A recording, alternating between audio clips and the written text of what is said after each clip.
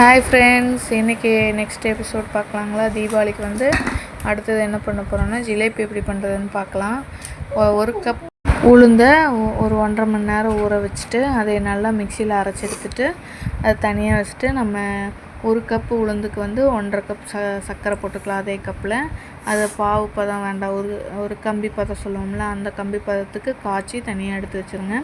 மாவு அரைச்சிட்டு அதில் 1.5 ஸ்பூன் அரிசி பச்சரிசி மாவு போட்டுட்டு ஒரு பிஞ்ச் அளவு உப்பு, நம்ம ஃபுட் கலர் கொஞ்சோண்டு போட்டு நல்லா மிக்ஸ் பண்ணிக்கணும். அரிசி மாவு எச்சா போட்டோம்னா கொஞ்சம் மொறுமொறுன்னு இருக்கும். உங்களுக்கு ஜாங்கிரி மொறுமொறுன்னு வேணும்னா கொஞ்சம் எக்ஸ்ட்ரா போட்டுக்கோங்க. இல்லை சாஃப்டாகவே இருக்கணும்னா ஒரு ஸ்பூன் போட்டாவே போதும்.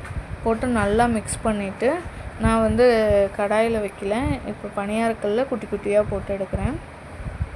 அதுக்கு ஒரு கவரில் நான் ஒரு கொஞ்சமாக மாவு போட்டு நல்லா சுற்றிக்கிறேன். இது நல்லா டைட்டாக சுற்றிட்டு அதை நான் பணியாரக்கல்ல எண்ணெய் ஊற்றி வச்சுட்டு நல்லா சூடானோடனே அதை நல்லா இப்படி சுற்றி போட்டுக்கிறேன்.